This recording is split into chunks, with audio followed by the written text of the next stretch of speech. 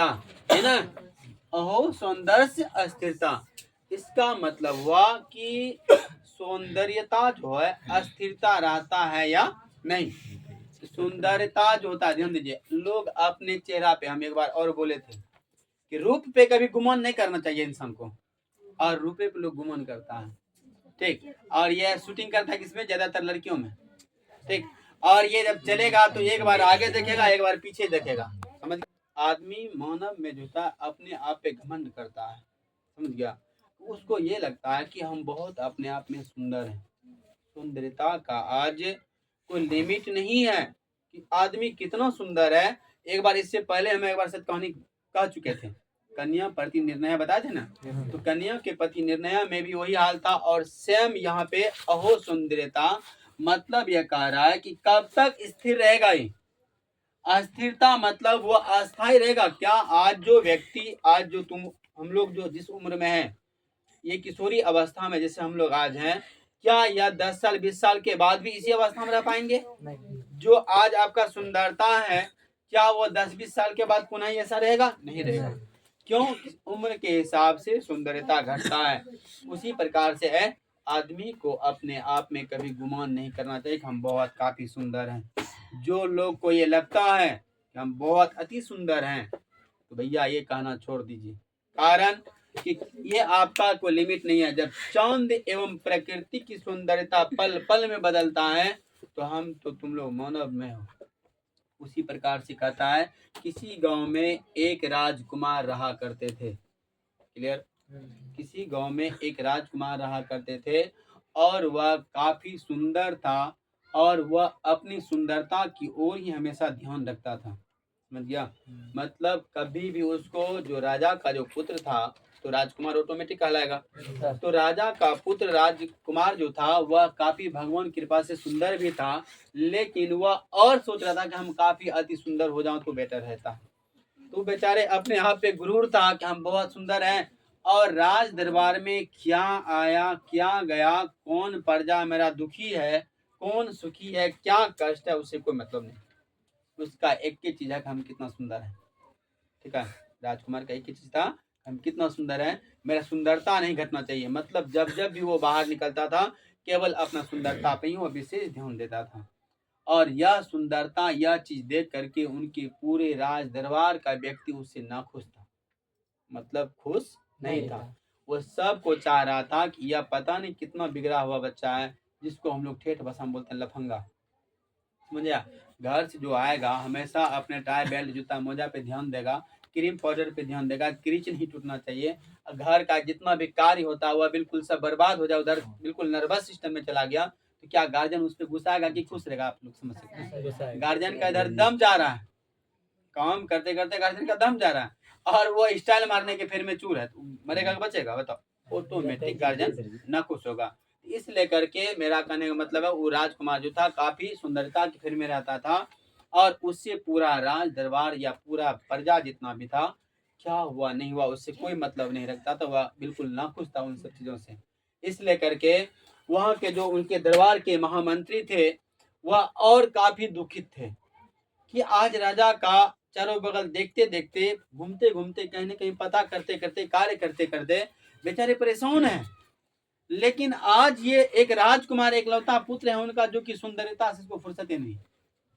और एक समय की बात है कि महामंत्री बैठे हुए थे, और राजकुमार कुछ समय तक वह सुंदरता दिखा, और वह धीरे धीरे एक समय उसी के रास्ते से जा रहा था जहाँ पे महामंत्री बैठा हुआ था। और महामंत्री को न रहा गया, उन्होंने कहा, राजकुमार या छोटे राजा, समझ गया, राजा का बेटा तो छोटे राजा, उसको बोलना पड़ेगा। तो उन्होंने कहा, आपकी सुंदरता में लगता आज कुछ कमी आ गई। बेचारे रुक गया वो, कौन, राजकुमार।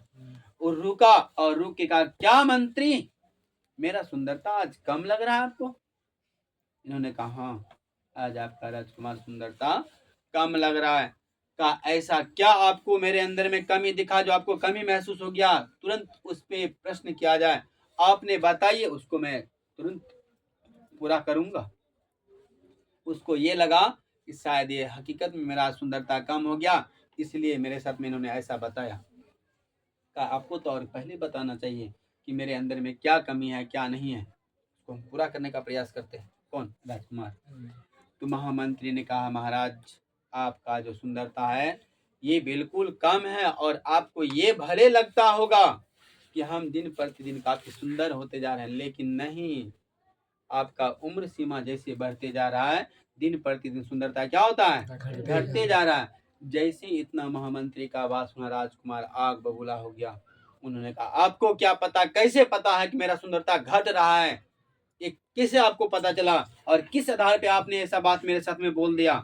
ये बेचारा काफी गुस्सा आगिन हो गया। तो महामंत्री ने कहा कोई बात नहीं, काफी दुखी हुआ मंत्री, लेकिन फिर भी गुस्सा को उन्होंने घूट पी करके अपना बर्दाश्त करके कहा कोई एक वहां राज दरबार में जो था उन सिपाहियों को बुलाया गया और कहा आपने एक भरा हुआ बर्तन पानी भर के उसमें लाइए, मतलब खाली नहीं, बिल्कुल पानी से भरा हुआ बर्तन को मंगवाया, और वही सिपाही जो था बर्तन रखा और पुनः कहा आप चले जाओ यहाँ से।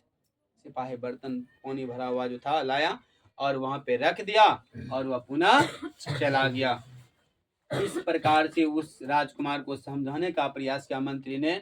उनसे ना ही तो उल्टा शब्द बोला, ना ही तो उसको आके आवेश में कुछ बोला।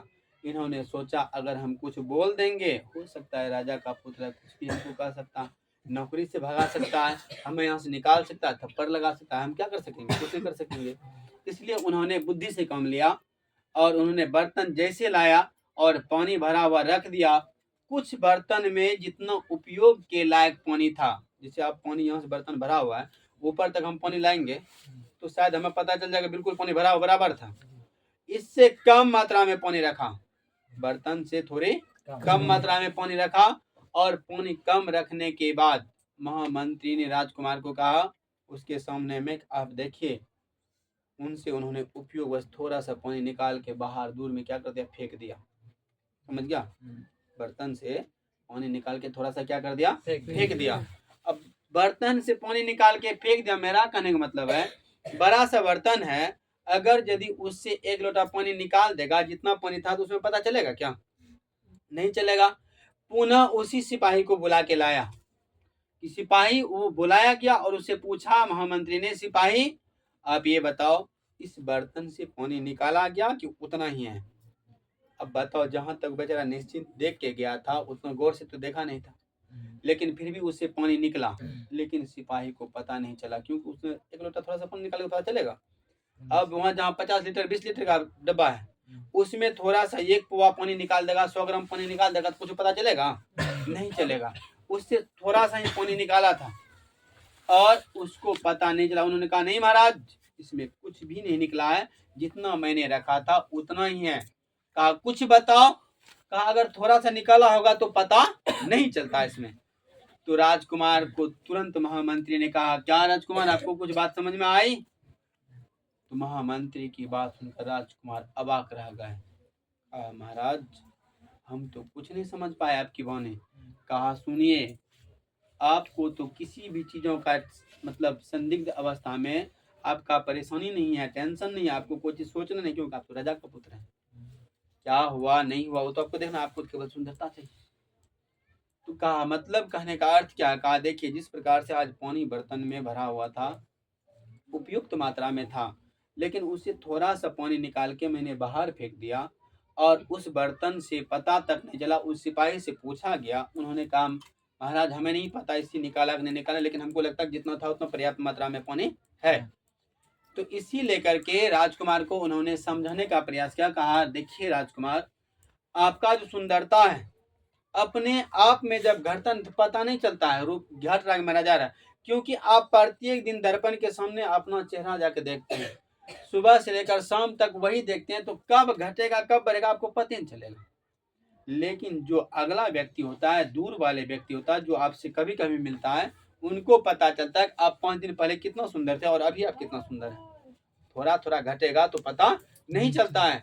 जिस प्रकार से आप पानी बर्तन में भरा हुआ पानी को थोड़ा सा पानी निकाल लिए तो पता नहीं चल सका, उसी प्रकार से आपके चेहरा पर का जो सुंदरता जो घट जाता है थोड़ा सा आपको पता नहीं चलता। उसी प्रकार से महामंत्री ने कहा कि कुमार राज या राजकुमार, आपका जो है यह धीरे धीरे सुंदरता घटते जा रहा है और आपको पता नहीं चलता है।